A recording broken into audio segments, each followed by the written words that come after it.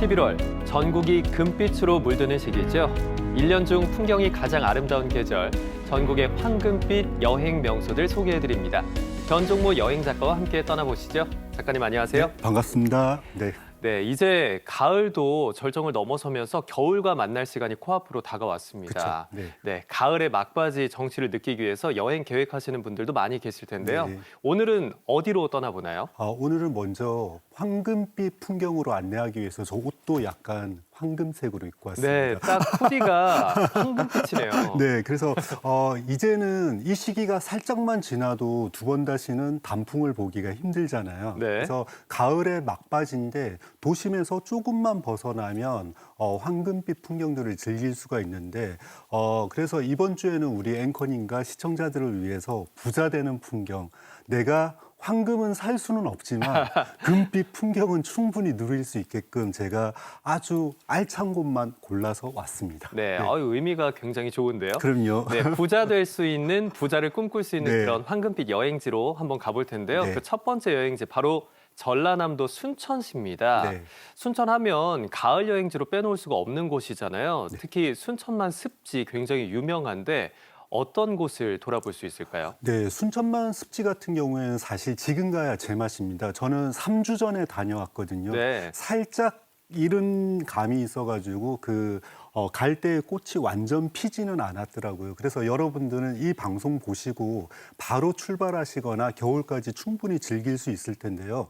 순천만 습지하면 우리나라 2006년도에 람사르 습지로 지정이 됐고요. 네. 그다음에 거기 가시면 이제 멸종 위기에 두루미나 이런 걸 많이 볼 수가 있는데 지금 VCR 나오는 것도 제가 찍어 온 겁니다. 직접 촬영하신 거군요. 네, 그래서 순천만 세계 5대 연안 습지 중에 하나고 아무래도 최대 비경은 넓기 넓은 저 갈대밭. 네. 정말 직접 눈으로 보시면은 황금빛 실크 스카프를 이렇게 확 펼쳐놓은 듯한 오. 너무 아름다운 풍경이거든요. 시적이네요. 네, 그리고 여기가 시적이라고 하셨는데 원래는 1960년대 베스트셀러라고 무진기행이라는 소설이 있거든요. 네. 거기 소설의 배경이 됐던 곳이기도 해요. 그래서 여기서 잠깐 문제 하나 돌발 퀴즈 하나 내겠습니다. 부담되는데요.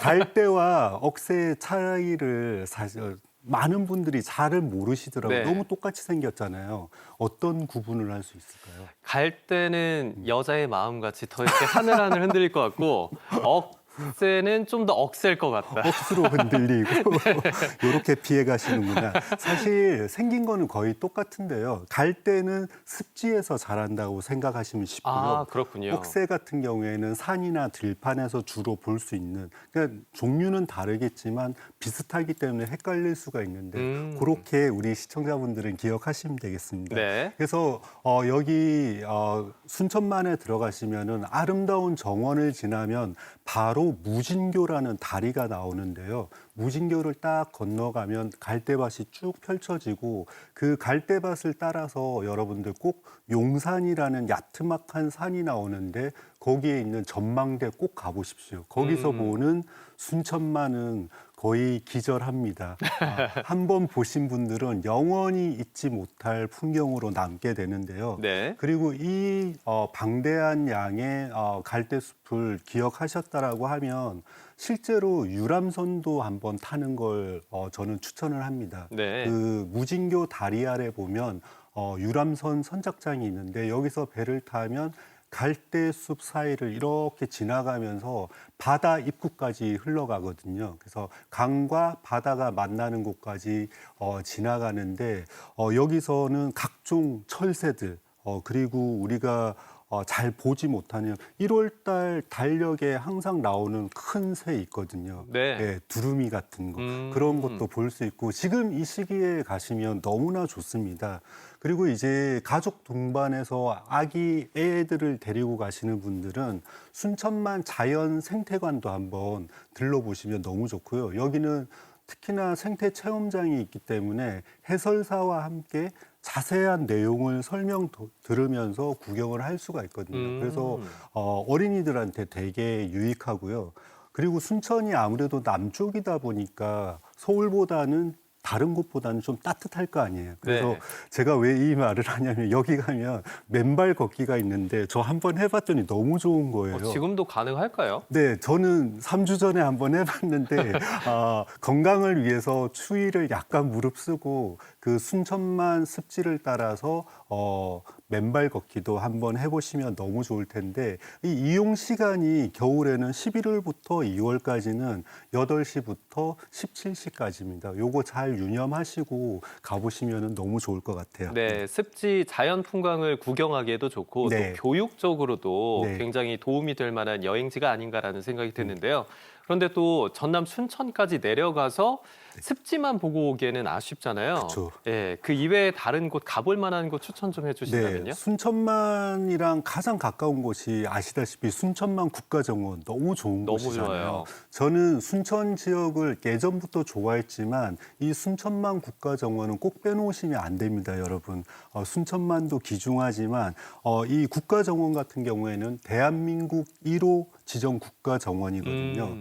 2013년도에 국제 정원 박람회를 했던 곳인데 그 다음해부터 이제 영구적으로 개방을 하게 됐고 2015년에 국가 정원 1호로 지정이 된 곳인데 여기 가면 뭐 각 나라별 정원을 다 볼 수가 있어요. 네. 그 걸어만 다녀도 좋지만 여기도 몸이 조금 불편하신 분들은 탈 것들도 많이 준비가 돼 있거든요. 이렇게 다들 한 번씩 이용해 보실 만하고 계절별로 꽃들도 너무 좋고 일단은 부잣집 정원을 내가 잠시 걷는 듯한 그런 기분이 들어서 전 너무 좋더라고요. 네, 저도 한 2년 전쯤에 부모님이랑 네. 같이 갔더니 네. 저희 부모님이 사실 많이 걸어 다니시면 힘들어 하실 수 있거든요. 네. 그런데 여기는 진짜 볼만하다라고 하시면서 굉장히 만족도가 높으시더라고요. 맞습니다. 순천 내려가시면 효도관광 1번지로 순천만 국가정원 너무 좋고요. 네. 그리고 제가 어릴 때부터 자주 학생 때부터 쓸쓸할 때나 기쁠 때나 자주 가던 와온 해변이라고 있거든요. 네. 여기는 많은 시인들도 예술가들도 영감을 받았을 만큼 좋은 자리인데 이 와온 해변 같은 경우에는 누울 와자에 따뜻한 온자를 써가지고 따뜻하게 누워 있는 바다 뭐 이런 뜻이 되고요. 아마 우리나라에서 명실상부하게 노을이 가장 예쁜 곳이 저는 단연 원톱이라고 부르고 싶습니다. 그래서 이름만 예쁜 줄 알았는데 노을이 예쁜요. 지금 보시다시피 너무 잔잔한 바다인데 저 사이로 석양이 질 때는 정말 까무러칠 수도 있어요. 그래서 큰 잘못을 했거나 이럴 때는 그 사람을 저기로 데려갑니다. 그러면 모두가 마음이 좋아지기 때문에 네. 이 바다 앞에서 그리고 저 섬에 떠 있는 솔섬이라고 하나 있는데 그 뒤로 지는 넓은 갯벌과 노을은 정말 잊지 못할 거고요. 서울에서 순천까지는 KTX로 사실 2시간 반밖에 안 걸리거든요. 네. 그래서 편안하게 다녀오실 수 있고요. 요즘에 특히나 상품이 많이 개발됐어요. 여행 상품이. 그래서 통영 거제 2박 상품 안에 순천도 같이 포함되어 있기 때문에 여러분들 검색을 한번 해보시면은 12월 31일까지 이 상품이 유효합니다. 그래서 관심이 있으신 분들은 이렇게도 한번 다녀오시면 좋고 네. 그리고 또 순천 지역에 음식하면 빼놓을 수가 없잖아요. 그렇죠. 또 남도 가면 맛있는 거 먹고 와야 되잖아요. 너무나 많죠. 선택하기가 너무 힘든데 그래서 우리 시청자분들 고민하시지 말라고 제가 3주 전에 먹고 온 꼬막 너무 맛있더라고요. 꼬막은 그런데 벌교 특산물인 줄 알았는데 네. 순천에서도 먹을 거기서 수 이제 있군요. 옮겨오겠죠. 그렇군요. 그래서 꼬막 정식이 진짜 맛있는 도원경이라는 곳에서 저는 먹고 왔는데요. 이 도원경에 가시면은 탕꼬막 정식을 시키시면 꼬막 요리가 10가지가 넘는다라는 걸 전 처음 알았어요. 그래서 네. 전부터 회, 비빔밥, 탕수육까지 해서 저는 이 모든 거를 하나도 안 남기고 다 먹고 왔거든요.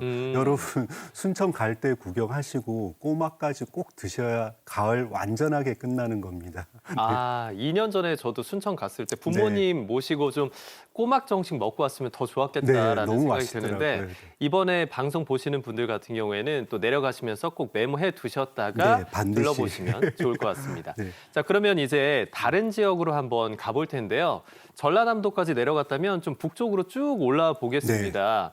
우리나라에서 은행나무로 가장 유명한 곳이 있다고 하는데요. 그쵸. 이곳에 가면 샛노란 황금빛 비를 맞을 수 있는 곳이 있다고요? 그렇습니다. 피할 수도 없고 아까 순천만이 실크 스카프였다면 황금빛 스카프였다면 이제는 황금빛 비를 맞을 수 있는 곳인데요. 네. 정말 온 세상이 노랗게 보여요. 여기 가면. 다들 이미 익히 아실 거라고 하지만 제가 한 번 더 소개를 해드리자면은 양평 용문사에 가시면 아주 유명한 은행나무가 하나가 있거든요. 우리나라에서 아마 가장 유명한 은행나무가 아닐까 하는데 네. 해마다 이맘때쯤이면 꼭 한번 은행나무 중에서는 거의 연예인급이죠. 네. 그래서 한번 꼭 가보시라고 제가 설명드리는데 이 은행나무가 지금 한참 많이 떨어지거든요.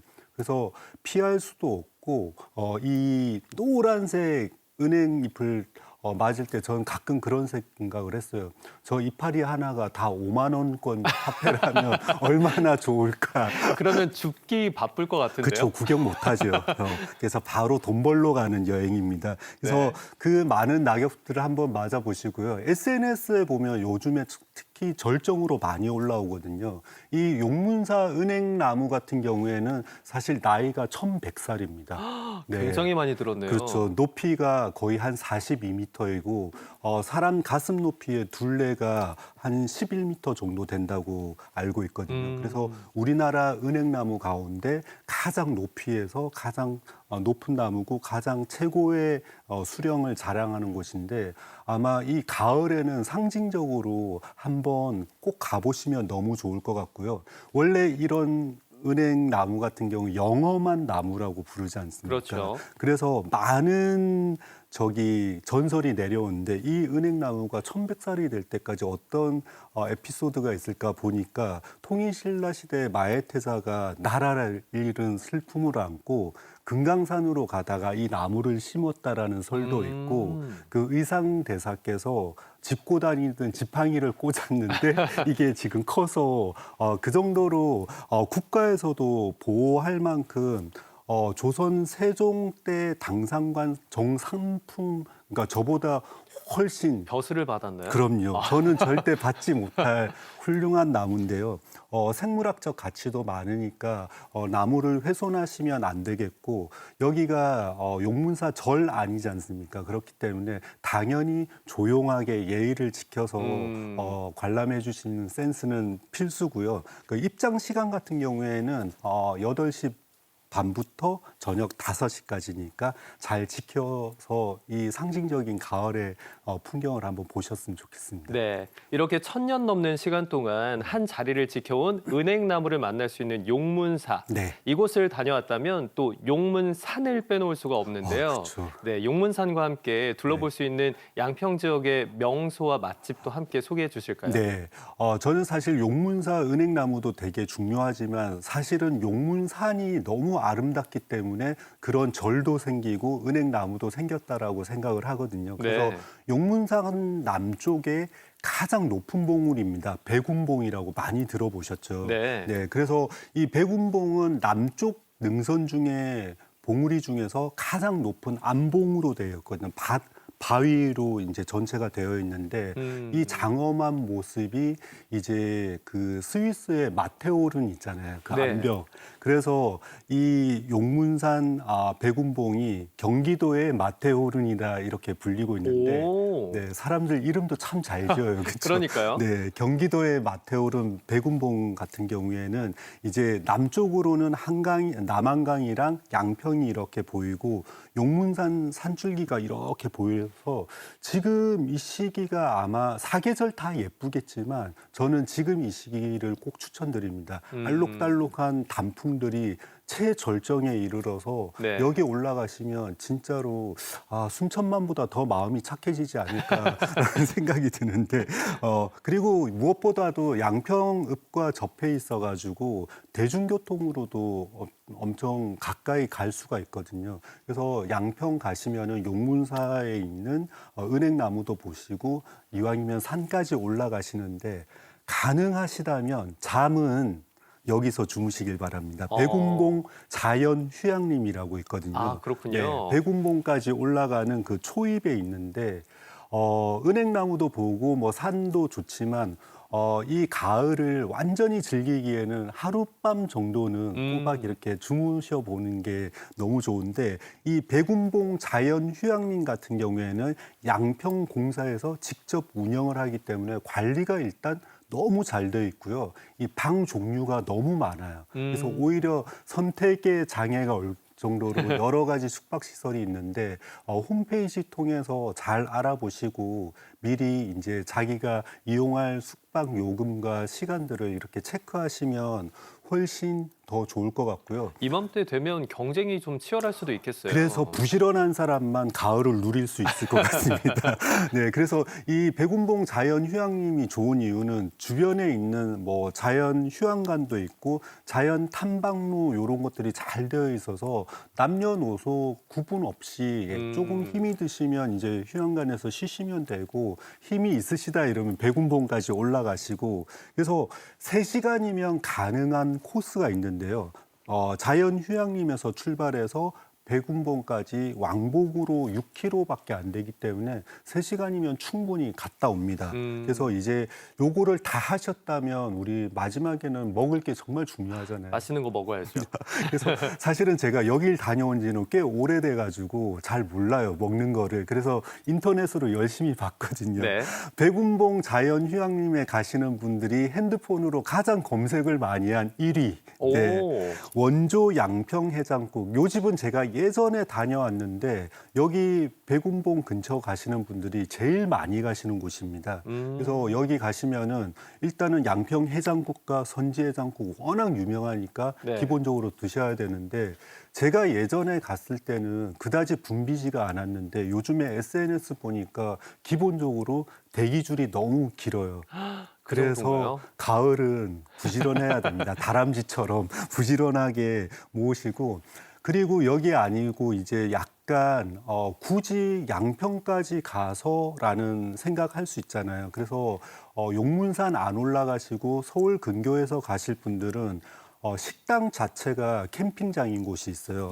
바베큐 팩토리라는 양평점인데 여길 가시면은 이제 아이들 노는 시설도 있고 애완견도 같이 출입이 가능하거든요. 그래서 온 가족이 같이 가서 즐길 수 있는데 고기도 부위별로 상당히 많아요. 근데 단 한 가지 이제 소고기 같은 경우에는 가격에 시세에 따라서 하신다고 하더라고요. 그래서 네. 그거 잘 유념해 주시고 11월 달에 꼭 가시는 분들은 수험생이 계시다면 수험표 꼭 들고 가시면 할인까지 받을 수가 있습니다. 와, 네. 굉장히 좋은 네, 꿀팁이네요. 잊지 말고 꼭 수험표 들고 가시길 바라겠습니다. 네, 이 야영 데크에서 네. 또 고기도 구워 먹고 네, 또 그럼요. 주변에 또 식당을 이용하시면서 네. 저는 또 개인적으로 이 양평해장국 안에서 또 내장탕 굉장히 좋아하거든요. 그쵸. 너무 부속물을 맛있죠. 좋아하기 때문에 또 이렇게 산 쭉 걸으시고 몸이 좀 으슬으슬하다 할 때 뜨끈하게 이런 탕 종류 먹으면 굉장히 너무 좋으니까요. 좋죠. 예. 여행 쭉 즐기고 돌아오시면 좋을 것 같은데 네. 자, 이번에는 다른 도시로도 한번 떠나보겠습니다. 바로 울산인데요. 네. 울산광역시 안에서도 울주군으로 한번 가보겠습니다. 네, 자, 이번에는 카페트입니다. 네. 황금 카페트. 네, 황금 카페트가 쫙 깔려 있는 곳까지 1박 2일 코스로 제가 안내해 드릴 텐데요. 첫째 날 같은 경우에는 울산에서 가장 유명한 저도 가끔 가는 곳인데 선사시대부터 그려져 있던 안곽화를 볼 수 있는 울산 안곽화 박물관이라고 있습니다. 여기 무료로 갈 수가 있고요. 1년 중 대부분이 이 안곽화 같은 경우에는 물에 잠겨 있기 때문에 지금 이 시기에 가는 건기에 가시면은 그래도 물 위로 드러난 아주 진귀한 그림들을 볼 수가 있거든요. 네. 여기 가시면은 고래 그림도 있고 막 이래서 그래서 울산이 고래로 되게 유명한 것도 이 암각화에서 모티브를 차용해 가지고 많이 쓰고 있는데 선사시대 유물부터 국내 다른 지역의 암각화까지 그리고 외국 지역의 암각화까지도 다 볼 수 있도록 무료로 이 암각화 박물관을 이용 한번 해보실 수가 있고요. 이 박물관에서 걸어서 숲길을 따라 천천히 한 15분 정도만 걷다 보면 진짜로 방구대 안각화에 도착하실 수가 있는데 미리 사전에 박물관에서 그 역사라든지 자세하게 보시고 사실 안곽화는 잘 안 보이기도 해요. 그래서 네. 거기 볼 수 있는 전망대가 있는데 그 전망대의 망원경을 이용해서 이렇게 보시면은 실제로 잘 보실 수가 있습니다. 그래서 울산에 도착하시면은 제일 먼저 저는 여기를 추천드리고요. 그 다음에는 이제 찬바람이 막 불기 시작했으니까 따뜻한 카페 좋을 것 같잖아요. 그렇죠. 네, 그래서 비밀의 정원처럼 이제 설치된 곳이 있는데 온실리움이라는 카페가 있습니다. 네. 그래서 울산에서 민간 정원으로 1호로 지정된 곳인데 여기가 생각보다 너무 따뜻하고 사계절 너무 좋은데 규모가 꽤 커요. 안에 야자나무도 있고 청귤나무나 그다음에 자몽 요런 거는 우리가 살면서 잘 못 보는 나무들 있잖아요. 네. 그 나무들 사이사이로 이렇게 비치는 햇볕도 너무 이쁜 그런 카페인데 가족들 단위로 가셔가지고 이런 찬바람 불 때 여유롭게 쉬기에 참 좋은 곳인 것 같습니다. 네. 그래서 이 계절에 너무나 잘 어울린다라고 생각을 해서 제가 소개를 해드렸고요. 그 다음에는 이제 황금은 아니지만 진짜 보석입니다. 네, 자수정 동굴나라라고요. 오. 이제 여기서 떼오거나 이럴 수는 없지만 네. 기념품으로도 팔더라고요. 제가 처음 들어봐요, 가보니까. 저는. 네, 예전에 울산이나 울주군 같은 경우에 세계적으로 최상품인 자수정이 엄청 많이 나오던 곳이에요. 아, 그렇군요. 그래서 여기 이 자수정 동굴 자체는 실제로 예전에 폭발을 해서 이 동굴에서 자수정을 채취하던 곳이거든요. 지금은 그 생산이 중단됐지만 그래서 이 동굴을 따라서 한 2.5km 가량 아주 긴 거리로 여러 가지 놀이시설도 되게 많아요. 그래서 천천히 걸으면서 겨울에는 오히려 온화한 느낌이 들고 여름에는 좀 시원한 느낌이 드는 그래서 계절에 상관없이 날씨에 영향 없이 이렇게 걷다가 보는 것만으로도 아주 좋은 여행이 될 것 같고 특히나 어린애들은 너무나 좋아하더라고요. 네. 너무 신나서 막 뛰어다니고 이러는데 여기는 명절 당일만 휴무고요. 언제든지 이용하실 수가 있는데 운영 시간이 아침 9시부터 저녁 6시까지 이렇게 알고 가시면은 너무 좋고 동굴 안에 보트가 있거든요. 그거 오. 꼭 한번 타보시라고 제가 말씀드리고 싶습니다. 아, 너무 재밌을 것 같네요. 네. 자, 이렇게 소개를 해주셨는데 사실 이것만 보더라도 그냥 하루가 훌떡 지나갈 그쵸. 것 같아요. 네. 그래서 울주 여행할 때는 1박 2일로 가보면 어떨까라고 생각을 하는데 네. 자, 그런데 처음에 이제 작가님께서 울주 얘기하시면서 황금빛 카페트 얘기를 하셨는데 그쵸. 네. 사실 카페트 연상하기보다는 보석 같은 여행지를 소개해 주셨거든요. 네. 그럼 혹시 1박 2일로 계획해서 갔을 때 두 번째 날에는 좀 이 황금빛 카페트에 누울 수 있는 그런 여행 코스가 있을까요? 당연하죠. 그래서 제가 2박의 종착지가 이제 이튿날은 일어나시면은 이제 영남 알프스라는 곳이 있습니다. 네. 경상남도 밀양이랑 청도군, 울산광역시를 포함해서 아주 유명한 산 7개의 산인데 저는 이 중에 한 4군데를 다녀왔는데요. 여기 영남 알프스가 시작되는 곳에 파레소 폭포라는 곳이 나오는데요. 이 파레소 폭포라는 거는 바라던 대로 이루어지는 폭포다라고 해서 이 파레소라는 말 자체가 바라다 이런 사투리에서 유래가 돼서 생긴 이름인데 이 폭포 자체가 올라가는 길도 너무 예쁜데 폭포 자체는 그렇게 크지는 않아요. 네. 조그맣고 아담한 그런 폭포인데 파레소 폭포 같은 경우에는 높이가 한 15m 그리고 100m 정도 둘레 이렇게 아름답게 돼 있는데 여기 가시면은 전망대라고 해요. 데크. 네. 데크길을 이렇게 쭉 따라서 폭포 앞에 서면 그 사운드 있잖아요. 보는 것도 좋지만 저 이 물소리가 너무 청량해가지고 이 청량감이 너무 좋더라고요. 네, 물이 쏟아지는 소리가 굉장히 시원할 것 같네요. 네, 그래서 이거는 오디오도 좋고 시각적으로도 좋고 그런 곳이라 사실 남쪽 지역에서 폭포를 보는 일이 흔하지는 않거든요. 그래서 영남 영남 알프스 중에서 이 폭포를 볼 수 있는 곳 중에 아주 아름다운 곳 중에 한 곳이라고 생각을 하고요. 이 파레소 폭포 같은 경우에는 아주 저렴한 입장료로 주차를 해놓고 가볍게 다녀올 수 있는 그런 곳인데, 이제 파레소 폭포를 왜 소개해드렸냐면은 여기를 지나서 그 황금빛 들판, 억새밭을 볼 수가 있는데요. 드디어 억새가 나오는군요. 네. 갈 때와 다른 억새. 천천히 올라가시면은 황금빛 정원 억새밭이 나오는데, 여기가 사실은 이름이 따로 있어요. 간월제라는 곳인데요. 네. 억새 평원이 나오는데, 울산에서 이 경남 지역에서는 아마 아주 유명한, 그리고 밀양 쪽에서 올라가면 천왕산 억새밭도 있는데 거기랑 이 두 군데가 너무나 아름답거든요. 그래서 파레소 폭포에서 걸어서 한 1시간 30분 정도 열심히 올라가셔야 돼요. 네. 근데 이제 몸이 좀 불편하신 분이나 저처럼 저질 체력들은 좀 힘들잖아요. 그래서 여기를 조금 더 편하게 가시려면은 그 사슴 농장이라는 곳이 있어요. 거기까지가 차를 이용해서 가실 수가 있는데, 한국 사슴 농장을 통해서 이렇게 올라가시면은 6km 정도의 완만한 코스가 나옵니다. 요 정도는 아마 올라가셔야 이 아름다운 풍경을 보는데 의미가 있지 않나 생각을 합니다. 그래서 네. 하늘 아래 정말 이렇게 부드럽고 아름다운 황금빛이 있을까 할 정도로 정말 대평원이 이루어지거든요. 그래서 그 억새밭 너머로 보이는 영남 알프스의 동양화 같은 풍경 꼭 한번 보시길 바라고요.